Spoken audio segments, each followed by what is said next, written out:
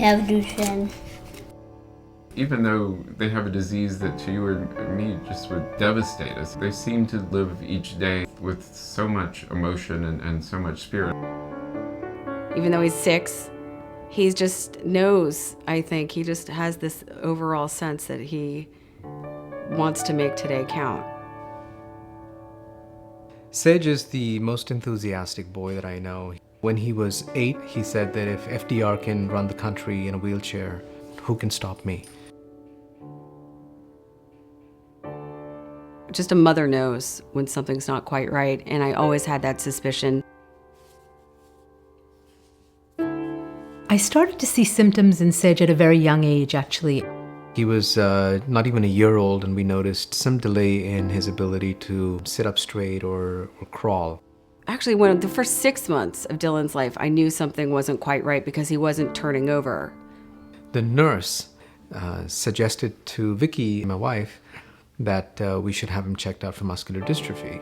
Well, it was probably the hardest thing I ever had to hear. I mean, just the sound of a diagnosis like that about your child. The moment I read the description of Duchenne and what the common symptoms are, trouble getting off the floor, enlarged calves, trouble going upstairs, I said, that's Dylan. I knew it. It's absolutely the hardest thing in the world to think that, okay, my son was that 1 in 3,500 boys to get this. Duchenne can happen to any family. The gene is the largest in the human genome and subject to random and frequent mutations. Therefore, any family can have a child with Duchenne. I had never heard of it.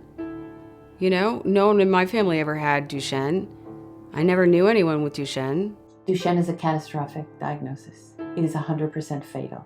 It's because the children are missing a key protein that sort of stabilizes the structure of their muscle. And so their muscles become very fragile when this protein, the protein is called dystrophin.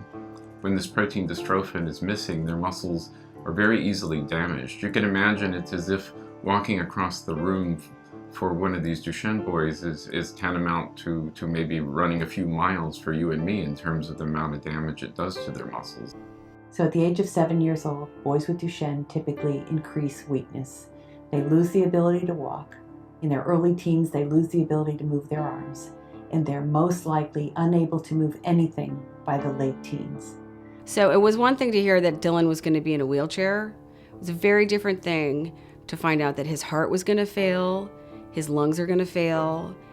I mean, suddenly all the hopes and dreams and aspirations I had for my son were just shattered. I felt really hopeless. Dylan says, Mom, I don't know what I'm going to be when I grow up. And I think, oh my God, neither do I. I don't even know if you are going to grow up, you know, and if you do, what kind of life are you going to have? This was a doctor in the United States that said, listen, go home and love your son for as long as you have him. There's really nothing more we can do. My biggest fear is that I will lose my son before we're able to get a therapy, before we're able to get a cure, before we're able to get even a cocktail of treatments.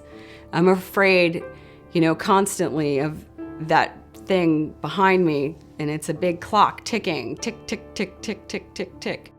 My children were diagnosed with Duchenne in 1984. They followed the normal clinical course, gaining skills and then losing all skills, going off their feet at 8 years old and dying at 15 and 17.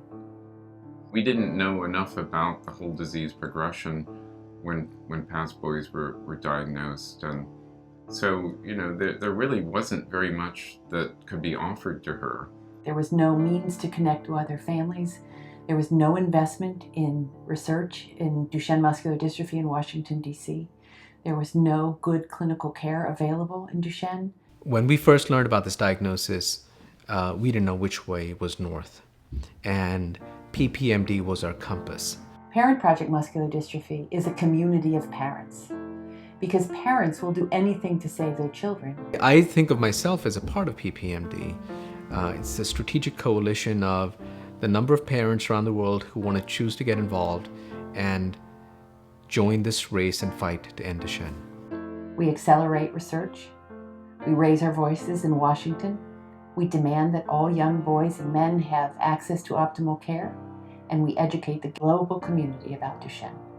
So there's a lot more emphasis on research at the NIH and clinical trials, and even industry interest that I think all you can trace back to a lot of the grassroots efforts that Parent Project was really behind. PPMD has seeded every single drug and every single strategy that is currently coming into trial. Our investments from 1994 on have seeded the therapies that we're seeing now in trial and in clinic today. Duchenne today is not what it was 25 years ago or even 10 years ago. Our boys have a real shot at living a very good quality of life. The difference between now and 20 years ago is that death sentence isn't carried out at 12, 17, 20. We can live longer, stronger, better lives. And so I owe so much to the people who have come before me. So we've had pretty major impact on the lives of the patients in terms of keeping them on their feet for a longer period of time and keeping them alive for a longer period of time. And so I think that's nothing compared to what we'll do over the next decade. There are more experimental drugs now than ever before, but they're just slightly out of our grasp. We've gone from, having no therapies to having, in some sense, an abundance of targets and possible therapeutics. It's an exciting time to be involved. At the same time, I'm frustrated, as the parents are, that it just can't happen so much faster once you know what to do. Things are moving way too slowly. All boys with Duchenne are in a race against the clock. There's only one way out of this. We got to pool resources together. We've got to join hands to end Duchenne. We have a chance to save this generation of boys. I'm going to do every single thing in my power to change the predicted future of this disease. I told Pat Furlong that when I first got into this, I would stay committed to this until we had real treatments for these boys, and that's my intention. Let's do something about it, because something can be done about it.